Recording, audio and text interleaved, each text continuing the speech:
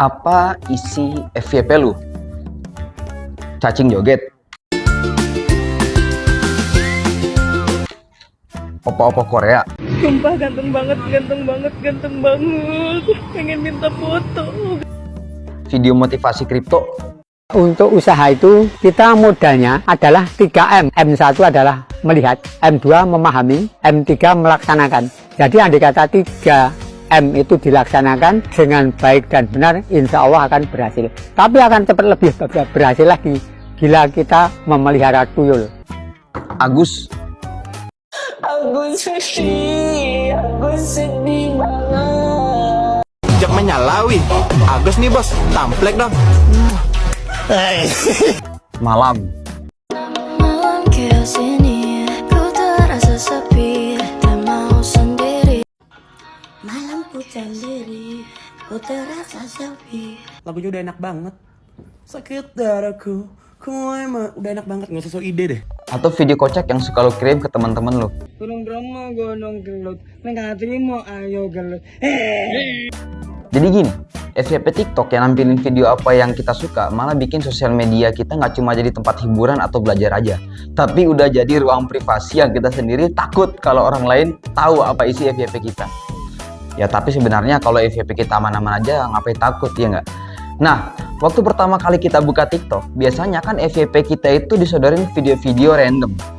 Dan dari video-video itu pasti nih ada 1 atau 2 video yang kita tonton sampai habis atau yang kita suka. Nah dari situlah algoritma TikTok mulai membaca minat kita dan bakal muncul deh video-video yang makin mirip sama video yang kita suka. Muncul pertanyaan, kalau FYP jorok, berarti pikiran kita juga jorok dong.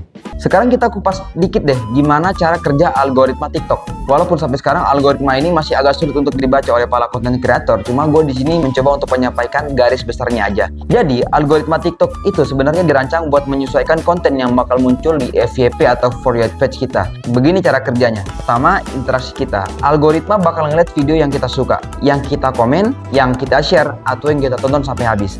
Nah, dari situ algoritma ngebaca apa yang kita suka dan bakal terus tampilin video-video yang mirip dengan video yang kita suka. Kedua, info video. Jadi TikTok juga ngecek deskripsi video, suara, hashtag, dan efek yang dipakai. Misalnya, kalau lo suka video dengan hashtag senja, ya udah bakal lebih banyak muncul video dengan hashtag serupa di FYP kita. Ketiga, pengaturan perangkat akun kita. Ini sih faktor tambahan ya, kayak bahasa yang kita pakai, negara kita, sama jenis handphone kita. Tapi ya itu nggak terlalu dominan. Interaksi kita sama konten yang lebih penting.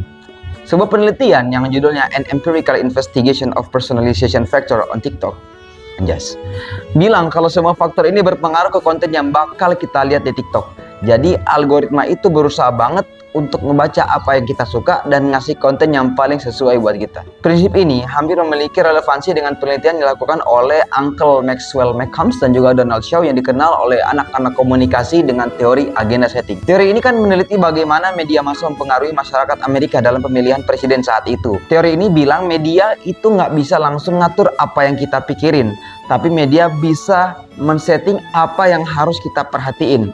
Nah, algoritma TikTok juga mirip-mirip nih sama teori ini. TikTok nyesuaiin video yang bakal muncul di FYP kita. Jadi meskipun kita bisa pilih-pilih apa yang kita tonton, tapi TikTok yang sebenarnya ngatur apa yang lebih sering muncul buat kita. Misalnya, kalau lu sering nonton video tentang topik tertentu, lama-lama topik itu jadi terlihat penting di mata kita, meskipun kita nggak ngerti-ngerti banget. Semua itu mirip kayak teori agenda setting yang ngasih prioritas topik buat lu. Contoh, Gen Alpha ini punya istilah menarik, yaitu Skibidi Sigma, Aura plus plus, Aura 1000 plus plus. Nah, itu kita penasaran, mungkin kita nggak peduli sama itu ya. Cuma karena kita pengen tahu aja, akhirnya ketika ada video yang nongol membahas tentang Skibidi Sigma, Aura segala macem, kita tonton sampai habis. Akhirnya algoritma ngebaca bahwa kita menganggap video tentang Skibidi itu penting. Akhirnya algoritma ngasih lagi video-video yang serupa yang sesuai dengan Skibidi itu. Di dalam buku The Media Student Book yang ditulis oleh Gil Branson dan Roy Sterford, fenomena ini mirip dengan peristiwa yang terjadi di era postmodernisme, di mana identitas seseorang tidak lagi bersifat tetap, melainkan terbentuk melalui apa yang dikonsumsinya.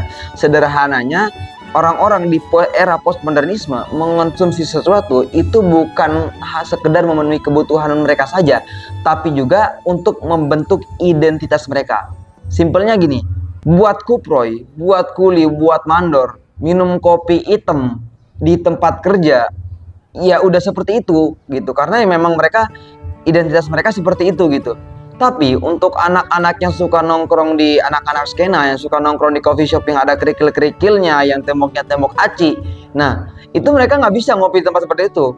Karena kenapa? Karena tidak membentuk identitas mereka, nggak skena kata anak-anak skena. Jadi minimal mereka harus ngopi di coffee shop yang ada kerikilnya, temboknya tembok aci, minumnya americano. Ya kalau paling ringan pun kopi susu aren latte lah. Atau mereka juga bisa ngopi di Curaçao Coffee gitu. Kopinya anak-anak skena katanya. Jadi mereka mengkonsumsi sesuatu itu untuk memperkuat identitas mereka atau menyesuaikan dengan identitas mereka. TikTok dengan algoritmanya memungkinkan kita juga untuk mengkonsumsi konten yang sesuai dengan minat kita, yang pada gilirannya semakin memperkuat identitas digital kita. Misalnya aja, kalau lu sering nonton video tentang gosip, FYP lu bakal kebanyakan ngebahas gosip. Kalau lu sering nonton video tentang kripto, ya FYP lu bakal dipunin konten tentang kripto. Kalau lu sering nonton video tentang bola, kemungkinan besar FYP lu juga bakal banyak video soal bola. Bahkan kalau lu sering nonton video tentang senja, ya FYP lu juga bakal penuh dengan video yang ada tema-tema senja dengan quotes-quotesnya gitu. Jadi, apakah FYP jorok berarti pikiran kita juga jorok?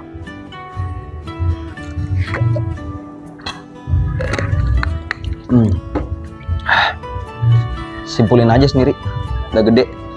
Thank you banget lagi pecah parah. Yuk.